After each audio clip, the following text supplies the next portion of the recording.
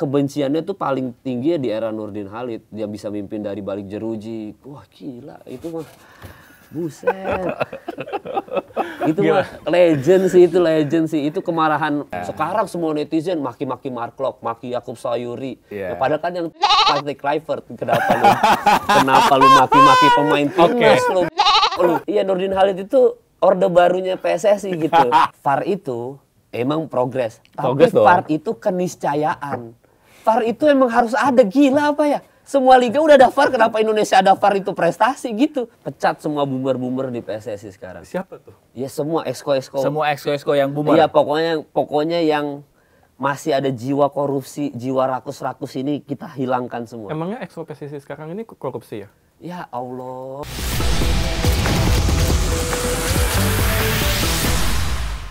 Royandi, kita udah kedatangan influencer, artis yang cuitannya viral sampai sekarang padahal udah belasan tahun. Ini bukan cuma influencer, bukan cuma artis. Apa tuh? Ini mah pembuat Indonesia geger ini. Yaitu adalah Kemal Palevi. Ya, terima kasih. Ainus, luar biasa. Apa kabar, Bang? Baik, alhamdulillah. Ini cuitan viral di 2011 dan menurut sebagian bukan sebagian ya, mayoritas netizen bahkan ya. Itu masih relate ya, yang nggak bisa kita sebutin cuitannya apa itu. Takut. Gitu. Aduh gitu. Tapi intinya itu kan kritik PSSI ya berarti. Iya, kritik PSSI. Sebenarnya itu waktu itu yang men-trigger 2011 nge-tweet itu tuh apa sebenarnya?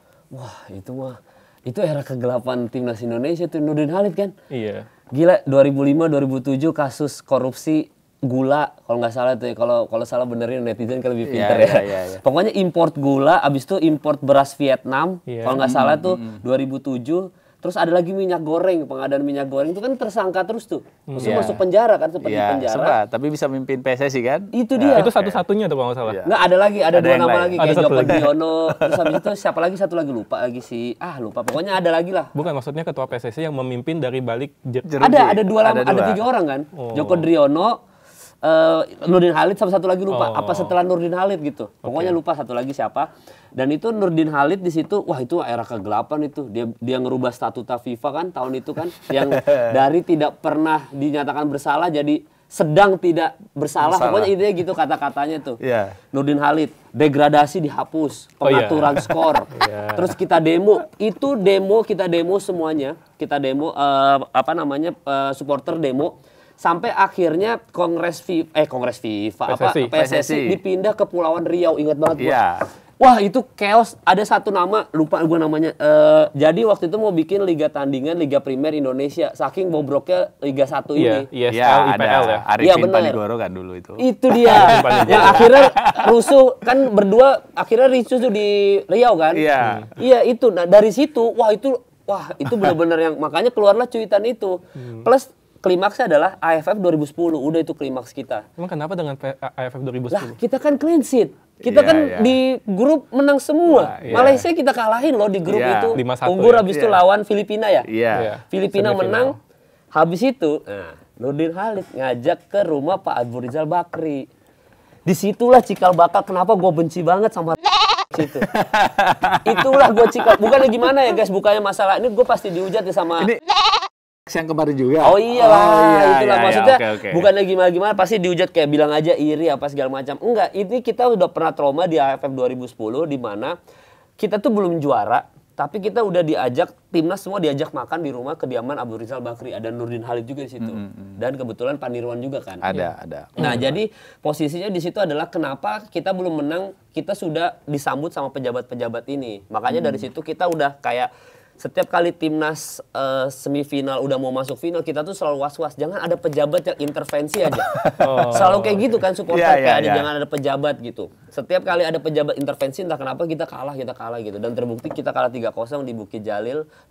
Waktu itu viral yang soal laser mata Marcus Horizon kan. Ya setelah lama nggak dikulik-kulik, Najwa Shihab sempat ngomong juga soal jangan-jangan ada pengaturan skor, dikasih Alphard. Apa pas pertemuan sama Abu Rizal Bakri itu ada obrolan apa. Yang tapi udah dibantah kan? Ya terakhir udah dibantah kan semua kan. Udah dibantah sama Marcus Horizon sama Hamka Hamzah. Bang Hamka Hamzah udah di inilah, maksudnya udah klarifikasi tidak. Tapi dari situ kebenciannya tuh paling tinggi ya di era Nurdin Halid. Dia bisa mimpin dari balik jeruji. Wah gila, itu mah buset. Itu mah legend sih. Itu kemarahan tertinggi kita lah. Di situ kan pengen banget Nurdin Halid lengser tuh luar biasa sampai di demo kan. Sampai dia harus pindah. FIFA juga udah Andi Malarangeng waktu itu Menpora ya kalau Iya, nggak salah Andi ya. Malarangeng. Andi Malarangeng Menpora aja sampai membekukan PSSI kan. Iya. Wah itu itu alasannya di situ. Kalau nggak salah Kayaknya- sampai Bang siapa itu Bang Hinca juga waktu Hinca diturunin Panjaitan kan. ya. Iya benar, Bang Hinca Hinca tuh Panjaitan. melerai pertikaian itu. Wah itu mah chaos itu. Chaos juga. Kalau yang fans yang kan beberapa kali gue dibilangin sama fans bola kayak, oh ini Bang Kemal FOMO nih, karbit nggak nonton timnas, buset. Dari 2011 itu. Ya, Gila, itu bro. banyak yang bilang itu. Banyak era-era yang era sekarang kan banyak banget fans FOMO kan. Iya. Yang era Marcelino, Justin Hapner ini. Nah gue waktu itu ada satu ketikan soal, gue tuh sebenarnya banyak masalah. Dulu gue pernah nge-tweet soal Zulham Zamrun. Nah, itu kenapa sih? Era itu. Ya karena pada saat itu gua pribadi merasa Zulham Zamrun itu kayaknya wah itu menguak luka lama ya. Jujur aja. Nggak Karena apa-apa, waktu itu- Kan yang lama-lama boleh diceritakan untuk Iya, jadi pelajaran soalnya kan. sudah nggak ada lagi Nggak ya. udah lagi Posisinya kan. soalnya waktu itu Zulham Zamrun masih Persib tuh.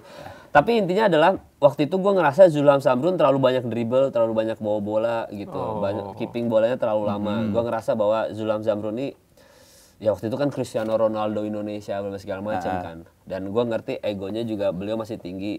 Bang sekali lagi mohon maaf ya Bang kita sudah pernah ketemu Bang Zulham sekali lagi. Berarti Gua udah cuma- aman ya? Cuma udah aman udah ketemu. Tapi kan memang begitu rata-rata pemain kan. Kalau dia Ya. sedikit ada egonya, keep bola terus kan. Iya. Bawa kemana kemari, lari. Lepas gitu. Iya, waktu itu ada satu nama pemain Arema namanya Bayu Gatra. Iya, Bayu Bayu Gatra Bayu, ini nggak ya. dimain-mainin. Nah, gue pengen banget diganti sama Bayu Gatra posisinya. Waktu itu timnas. Waktu itu timnas juga lagi gacor-gacornya itu. Alfred Riedel kan? Era masih Alfred Riedel ya, itu bener ya? 2000 Kalau nggak salah. berapa tuh? Lupa waktu itu yang Zulham 2016 ya? kayaknya? 16 ya. Iya, Masih 16 Alfred Riedel Alfred nggak? Riedel. Masih Lupa. Alfred, Waktu itu Alfred. lupa. Terus habis itu udah di situ ngerasa bahwa ya harusnya diganti aja Zulham Zamrun karena kita kan dari main yang di Cibinong pindah ke bertandang tuh ke Thailand ya kalau nggak salah ya lupa pokoknya Final ya? Thailand iya kalau Final Piala dari Cibinong pindah tuh kita. Nah Zulham Zamrun ini waktu itu gue nge-tweet pada saat itu yang dimana gue nge-tweet itu di waktu yang salah aja. Kalau gue nge-tweet zaman sekarang nggak akan kena serang karena semua orang nge-tweet. Semua orang. Nah bayangin gue ketika ini kita balik deh. Kita ngatain Yakob Sayuri atau ngatain Mark Klok pada saat gue ngatain Zulham Zamrun. Habis tuh orang-orang pasti.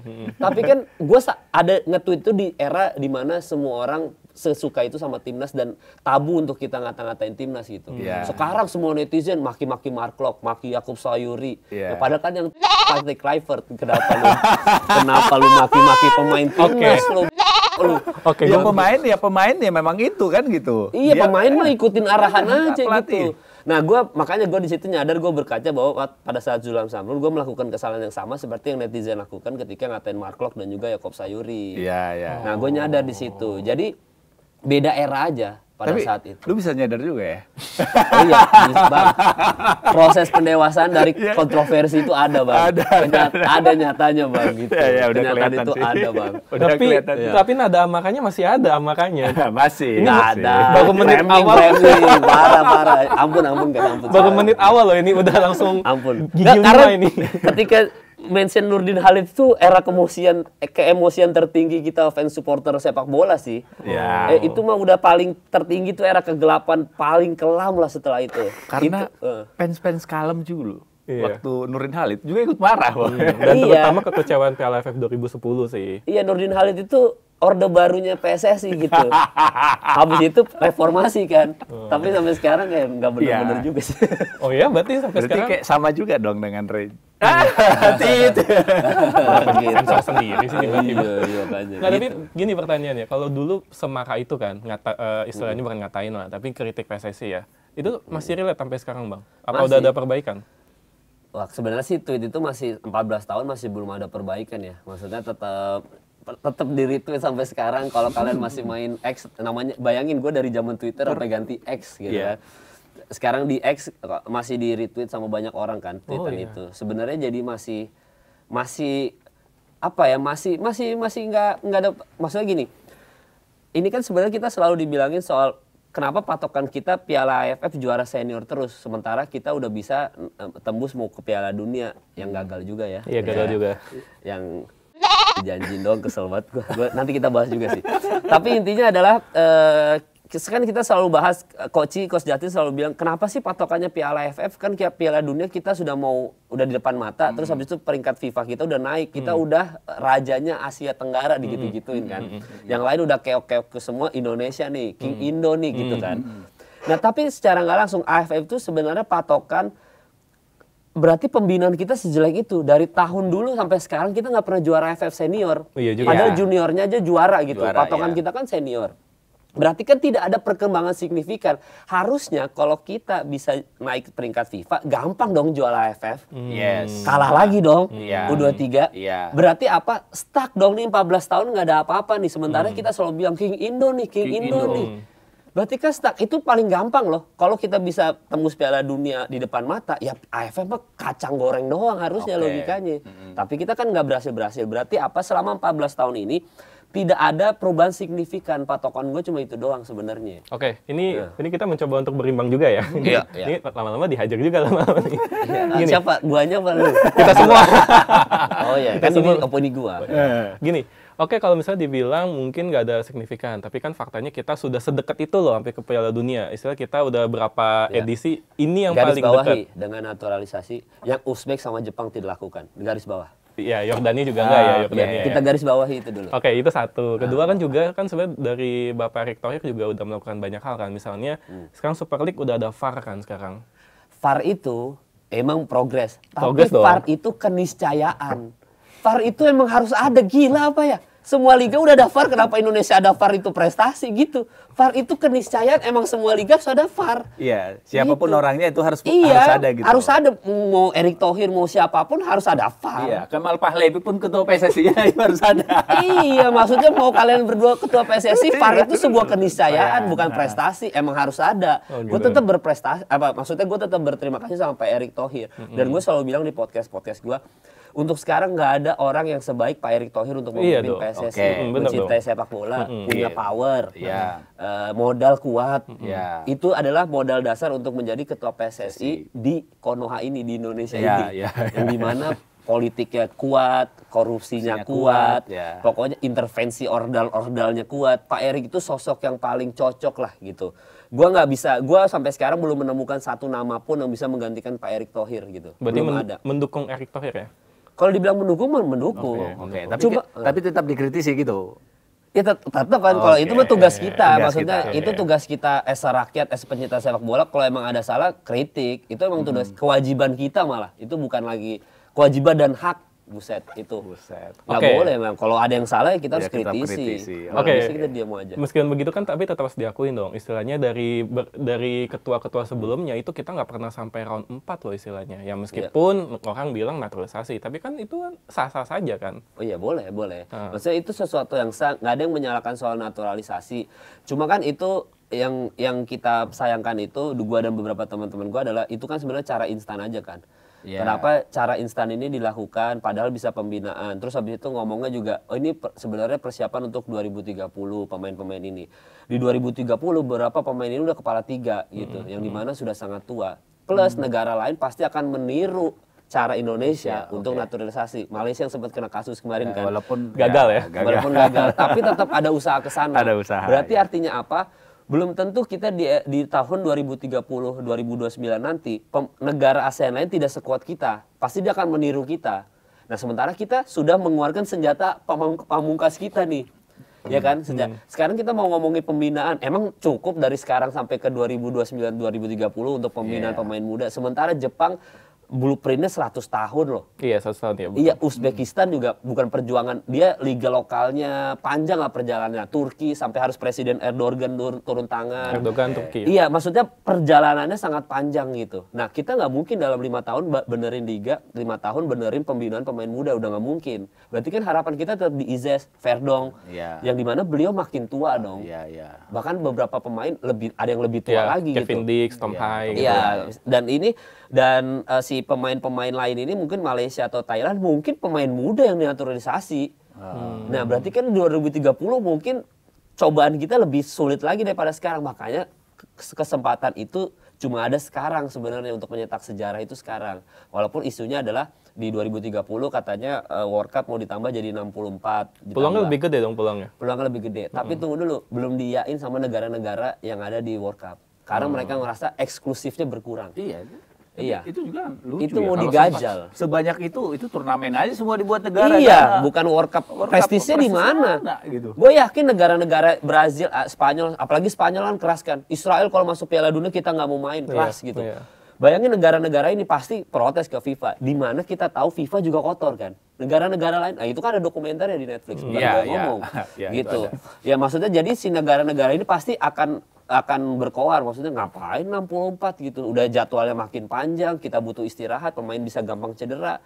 Ini prestisnya World Cup hilang nih, aura mistisnya World Cup hilang, pasti mereka protes. Nah, makanya belum diiyain. Bang Kemal, ini kan tadi bilang bahwa banyak sebenarnya yang harus dibenerin sama PSSI. Kira-kira dari pandangannya Bang Kemal apa yang mau dibenerin nih supaya halangan-halangan yang akan terjadi di 2030 itu bisa kita hadapi. Supaya cuitan dari Bang Kemal udah nggak ada lagi yang Ya. itu PSSI gitu.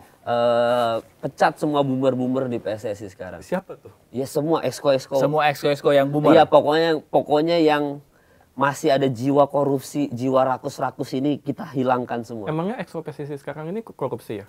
Ya Allah, masih ditanya begitu-begitu. Ingat nggak yang Liga 4 apa Liga 3 bola?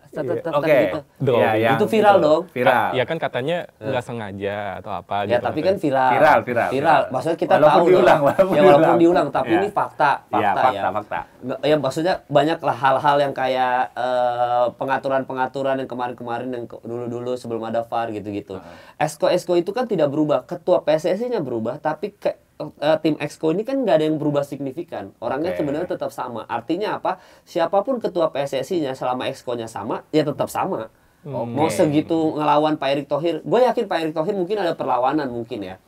Ini sempat ada, sebenarnya diomongin nggak ya? Boleh diomongin. Tapi ini opini aja ya guys ya. Ya, Maksudnya oke. ini mungkin ini konspirasi aja. Jadi kalau misalkan salah benerin aja. Kenapa Pak Erick Thohir tetap harus jadi Menpora? Karena Pak Erick Thohir itu harus ada terlibat langsung sama kepemerintahan, sama pemerintah gitu. Supaya apa? Supaya kalau Pak Erick Thohir ini disenggol, ini konspirasi sekali lagi ya. Kalau tapi bisa jadi benar. Ya mungkin ya. Kalau Pak Erick Thohir ini disenggol sama Exco ini nggak berani karena Pak Erick Thohir dibawa Pak Prabowo langsung. Berarti ada kekuasaan lah gitu. Jadi makanya tetap harus ada jabatan menteri supaya kekuasaan ini tidak bisa diganggu-gugat sama Exco ini. Ada tuh, ada sempat konspirasi lah. Kalau salah ya udah mohon maaf ya guys. Gue cuma denger-denger aja. Nah makanya Pak Erick itu yang gue tahu sebenarnya pengen membenarkan PSSI, tapi selama Exco-nya masih orang yang sama nggak bisa benar-benar juga. Ada obrolan itu antar supporter, desas-desusnya lah. Makanya kalau misalkan langkah pertama adalah PSSI ini harus dirombak total. Dirombak total semuanya. Siapapun orang-orang lama di Exco itu harus dipecatin semua. Di situnya dulu dibenerin.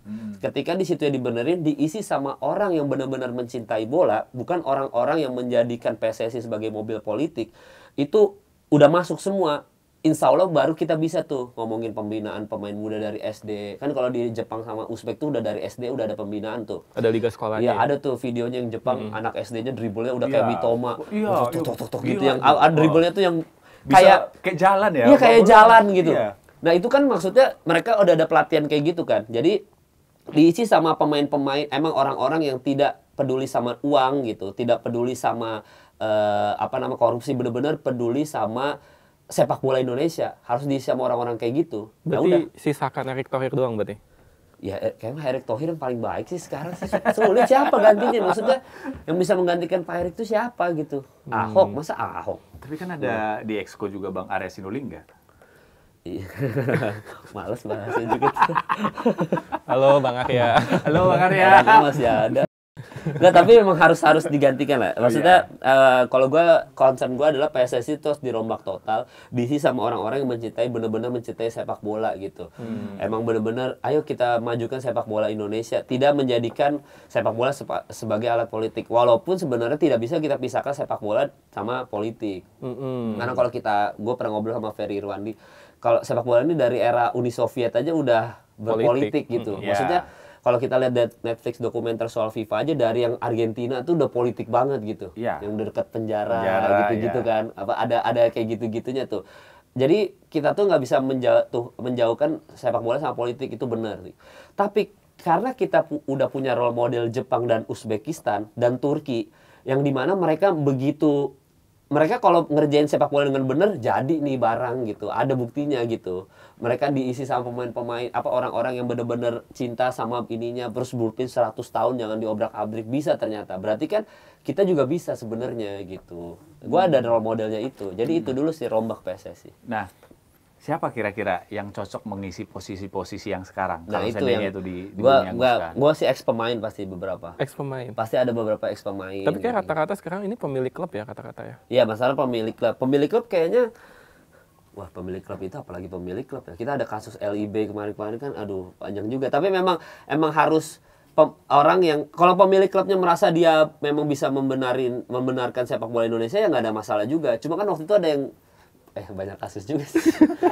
Kayak supporter aja deh yang komentarin gitu ya. Soal kepemilikan klub ini gitu. Kita udah tahu lah soal PT LIB lah, apalah. Banyak lah gitu-gitu. Agak sulit emang kan ini orang dekat semua kita ngomong gitu. Tapi ya intinya adalah memang harus siapapun itu, mau pemilik klub, mau siapapun, kalau memang dia punya hati yang tulus untuk membenarkan sepak bola Indonesia, ayo gitu. Karena kita tuh penduduknya banyak gitu. Penduduk kita tuh banyak dan mayoritas pencinta sepak bola. Kita tuh bisa setara dengan Argentina dan Brazil loh. Secara kecintaan sama sepak bola gitu. Mereka bisa sukses, mereka bisa, maksudnya Brazil bisa, Argentina bisa, sebenarnya Indonesia tuh juga bisa gitu. Karena kita segitu cintanya, grassroots banget buat sepak bola gitu. Dan kan sudah ada bukti juga kalau orang Indonesia bisa buat sepak bola di luar bagus kan. Ada Como. Bener Como, ada Como. Dan jangan kan nggak usah jauh-jauh. Jepang belajar bikin jilik dari Galatama kan. Dari liganya ya. Iya, makanya ada peribahasa itu yang guru kencing berdiri, murid kencing berlari gitu. Emang bener gitu ya. Nah, berarti kan sebenarnya bahkan Jepang aja dulu tahun 98 belajar dari Galatama untuk membuat jilik kan.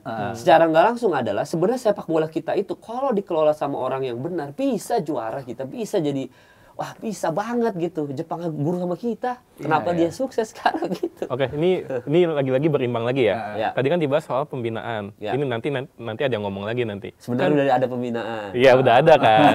Buktinya kita udah lolos Piala Dunia U17 kan buktinya. Oh iya benar, U17 kita udah sukses. Itu prestasi dong itu. Oh, prestasi jelas. Maksudnya itu prestasi yang bagus banget. Bahkan menurut gua itu udah ada progres. Makanya gue yakin itu kan progres itu sebenarnya ada di era Pak Erick Thohir ini, sebelum yang tadinya Iwan Bule gitu kan.